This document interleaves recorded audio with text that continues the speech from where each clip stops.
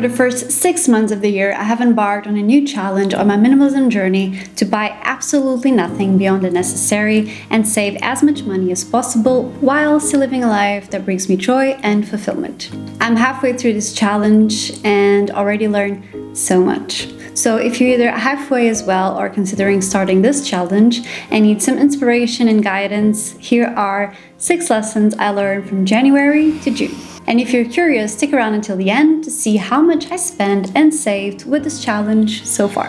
When you hear the term no or low buy, we automatically think about not buying new clothes, shoes, accessories, phones, or gadgets. But I really needed to make some serious savings this year, so I went a little bit further. My goal was never to buy absolutely nothing because I don't live in a jungle and I'm still part of modern society. So realistically, I still have to spend money on groceries, food for my dog, healthcare, home expenses, and other essential items and services. And I also knew that at some point there would be essential items that I would have to replace. And because I still want to live a mentally stable and quote normal life, I also made some exceptions for some social activities and things that give me joy, like traveling, although always with a budget limit. I go into detail about all the rules, priorities, and limits on this video here in case you want to get into more detail about it. But in a nutshell, this is how my budget looks like. January, Lesson 1. Release the creative beast. Lesson number 1 is to be creative with your own resources. Our first instinct is to throw money at problems to quickly fix them, but this usually results in a lot of waste and a big bill at the end of the month. I swear, before having Fiona, I thought that dogs look so silly wearing clothes, but now I am over here sewing Fiona's sweater out of an old sweater of mine instead of buying a new one. During winter, it feels so good to stay at home with a nice tea, music, and something cozy to do.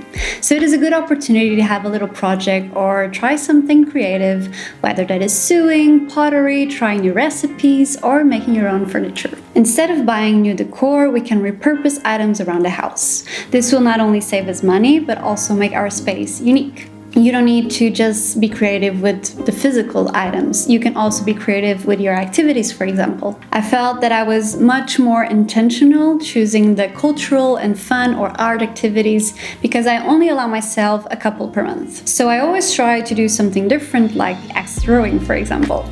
Or do a little research and find lesser known places in your city that are as amazing and so much more affordable. Because at the end of the day, what matters is who you spend time with, opening your horizons and trying something new, not really the physical things you bring home and that will only increase your stress levels after a while. But on the other hand, I also felt something in January, which I am not super proud to say out loud, but I think it's important to share. I allowed myself 1 drink a week and I kind of want to enjoy it to the fullest. So if someone asks for a sip of my craft beer to taste, that's okay, that's fine. But if you drink like half of it, I kind of get a bit jealous about it because I don't want to ask for another one and break the rules of the challenge. I feel like it's also good to share the downside of doing this challenge because just like everything in life, it's not always going to be rainbows and butterflies, and you have to learn to live with it. By the way, if this video is inspiring you to start your own no-buy challenge or to save a lot of money, it would mean a lot to me and to this challenge if you give this video a thumbs up. February, Lesson 2.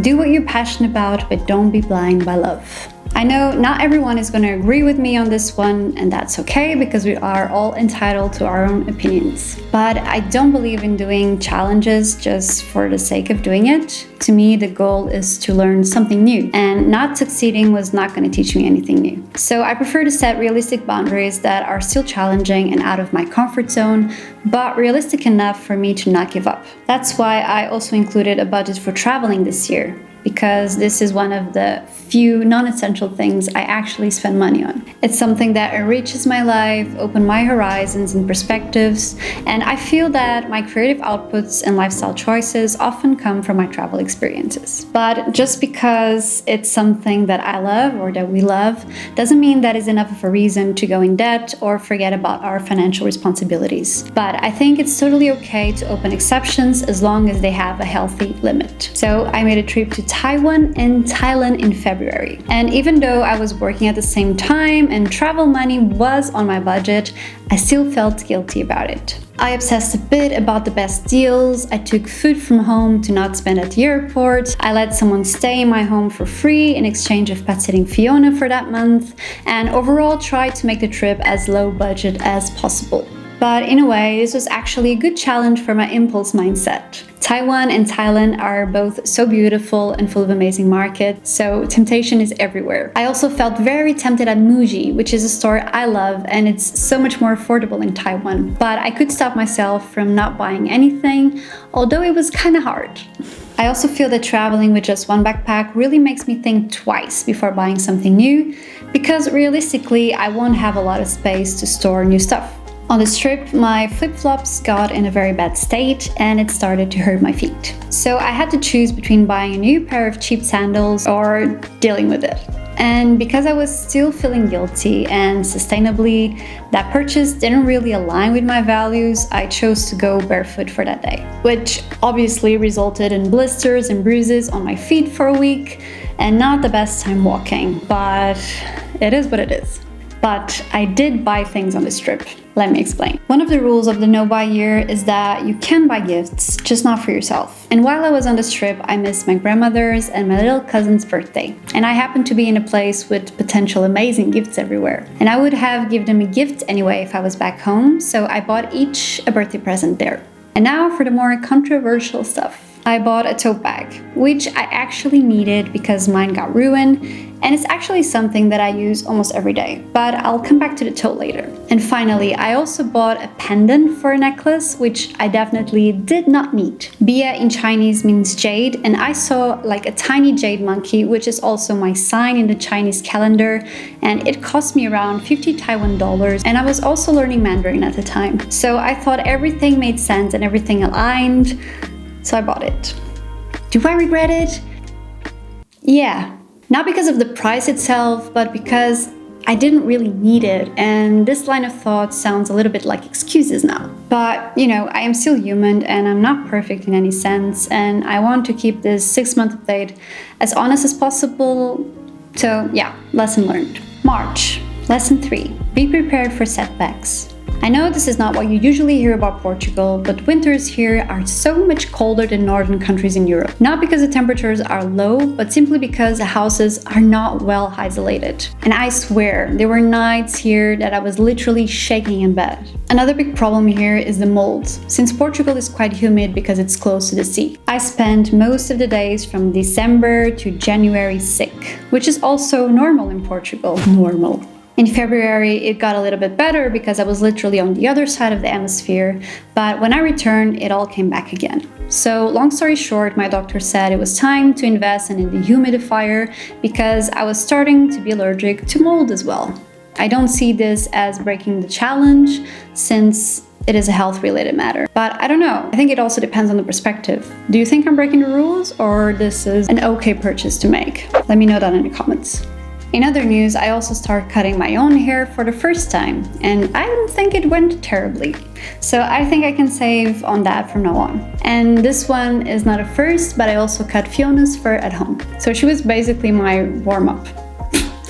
What else? I also tested one of my biggest shopping impulses, which is plants. And I really wanted to take this one with me, but I didn't. This month I also had a big electric repair expense from last year even that kind of shook things a bit, and I spent almost all of the house repair budget here. And this is exactly why it's important to have a safety net for unexpected scenarios, because they will happen. April, lesson 4. Appreciate the little things. Lesson 4 is focusing on experiences over material things and appreciating the free things life has to offer. April was actually the month where I invested more in a good and balanced routine, like meeting up with friends and family more often, spending more quality time outdoors, doing country escapes with my boyfriend, being more active on my volleyball practices, and returning to old hobbies. These moments have been far more fulfilling than any material purchase I could have ever done. And I have to admit, it also helped that the weather was getting better and that people were generally in a better mood, myself included. I also reduced my therapy sessions for 1 a month instead of 2, not for the sake of the challenge, just because I didn't really feel the need for it as much. So obviously that also had a big impact on my savings. May, lesson 5, mindful consumption. When you're not buying new material things, you become more mindful about the essentials you actually need. I intentionally started to slow down and making more conscious choices, like only going grocery shopping with a list, or replacing window shopping and online browsing with more time at the park, or doing a little hike, meditating, or just sitting down at the cafe and journal. I also came to realize that the less stressed I am, the less need I have to get that dopamine boosts, very often associated with impulse shopping. When I want to buy something, I use the minimalism 30-day rule, where you simply just postpone your buying for 30 days. And usually what happens is that after the 30 days, you don't even remember what you wanted in the first place. This month I also celebrated the small victories, like reaching 5K here on YouTube or just having a nice simple sushi lunch with my partner on my birthday. And instead of buying a new piece of clothing or whatever because I work hard for it or because it's my birthday, I just spent time outside enjoying a nice day. Still felt tempted to buy another Murakami book, but thanks to this challenge, I left the book there with the promise to come back for it once I finish the ones that I already have at home.